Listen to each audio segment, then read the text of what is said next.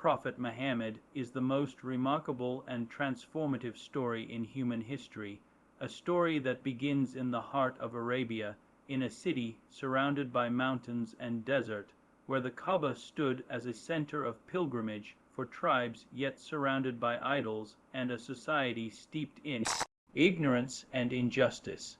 Muhammad was born in the year of the elephant, around 570 CE, a year remembered because of the miraculous defeat of an army led by Abraha that tried to destroy the Kaaba, when Allah sent flocks of birds to defend his sacred house.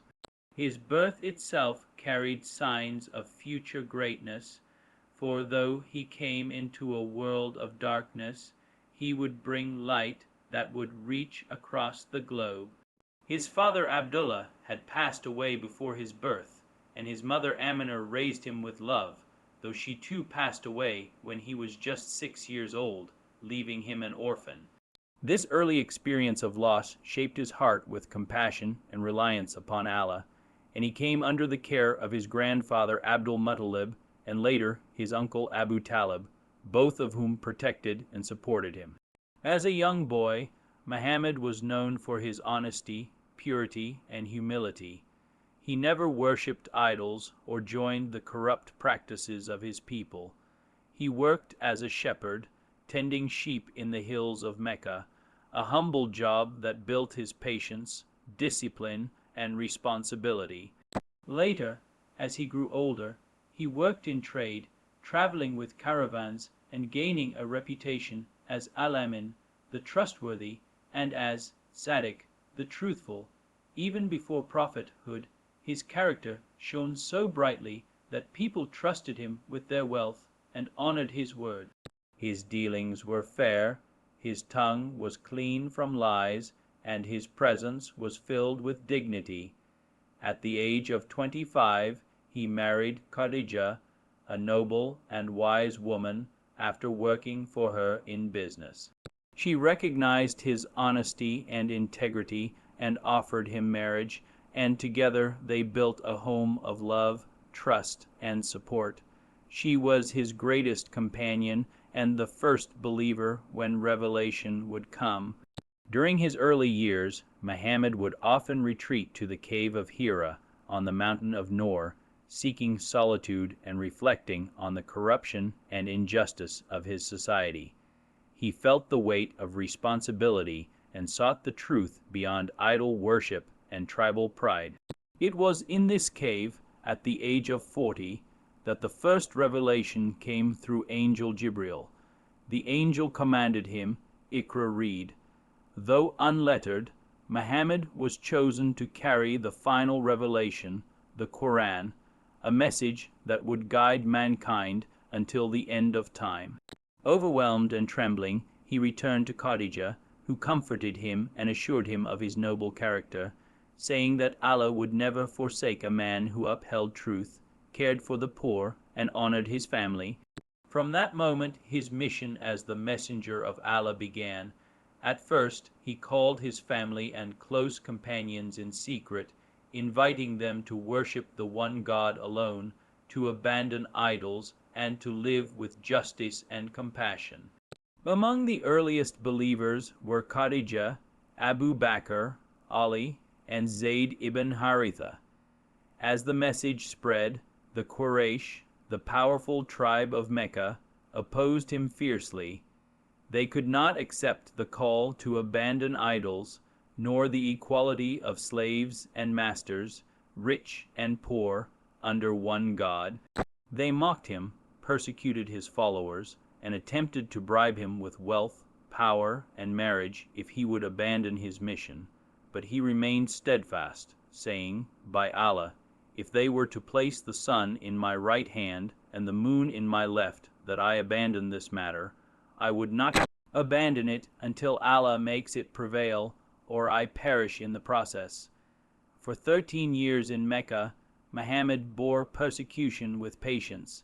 His followers were tortured, boycotted, and killed, yet he continued to preach with wisdom and perseverance. The Quran revealed during this period focused on building faith, describing the oneness of Allah, the stories of past prophets, the reality of the hereafter, and the importance of justice.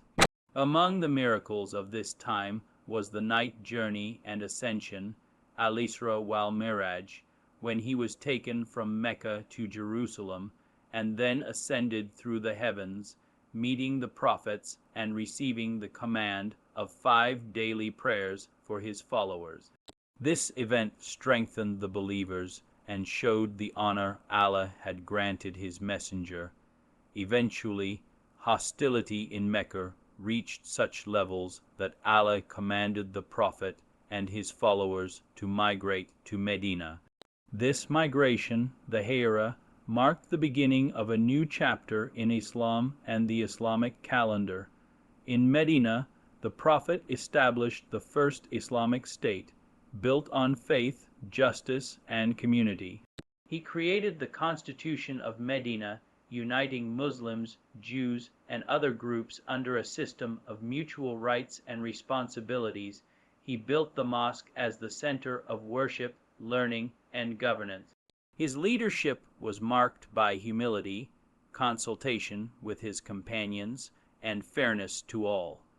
In Medina, the Prophet also had to face battles, as the Quraysh continued their hostility. The Battle of Badr was the first major encounter, where a small group of Muslims, poorly armed, defeated a much larger Quraysh army, proving that victory comes from Allah alone. The Battle of Uhud followed, where disobedience of some companions led to loss, yet the Prophet displayed patience, forgiveness, and continued reliance on Allah. Later, at the Battle of the Trench, the Muslims defended Medina against a massive alliance, digging trenches around the city in a display of wisdom and resilience. Through all these trials, the Prophet was not only a spiritual leader, but also a statesman, strategist, and role model of courage and mercy. His personal character in Medina was as remarkable as his leadership. He lived simply, sleeping on a mat, mending his own clothes, and eating modestly. Despite being the leader of a growing community, he never sought luxury or power. He was gentle with children, compassionate with the poor, and always the first to forgive. His wives, known as the mothers of the believers, narrated many details of his daily life, showing his kindness, humility, and devotion to Allah. His nights were spent in prayer, his tears flowing as he recited the Quran, even though his sins were forgiven. When asked why he prayed so much, he replied, "Shall I not be a grateful servant?" As Islam spread, treaties were made, such as the Treaty of Hudaybiyah, which, though seemingly unfavorable at first, became a turning point, allowing the message of Islam to reach further. Soon after, the Prophet sent letters to kings and rulers, inviting them to Islam, a sign that his mission was not limited to Arabia, but meant for all of humanity. His mercy was most evident at the conquest of Mecca. After years of persecution and war, he entered the city with thousands of followers, yet he declared general amnesty, telling his former enemies, "Go, for you are free." He cleansed the Kaaba of idols, restoring it to the worship of Allah alone, fulfilling the mission of Prophet Ibrahim. In the final years of his life, the Prophet delivered his farewell sermon during the last pilgrimage, a message that summarized his mission. He reminded the believers of the sanctity of life, property, and honor, the equality of all people regardless of race or status, and the responsibility to follow the Quran and Sunnah. He declared that he had conveyed the message, and the Muslims responded that he had indeed fulfilled his duty. He then raised his finger to the sky, saying, "O Allah, bear witness, Shortly after returning to Medina, he fell ill. For days he endured sickness, continuing to lead prayers when able and advising his companions. Finally, in the company of his beloved wife, Aisha, with his head resting on her lap, his eyes looking toward the heavens, he returned to Allah, leaving behind the greatest legacy in human history. The life of Prophet Muhammad continues to be a source of light and guidance for billions across the world. His character, his message, his sacrifices, and his leadership form a perfect example for humanity.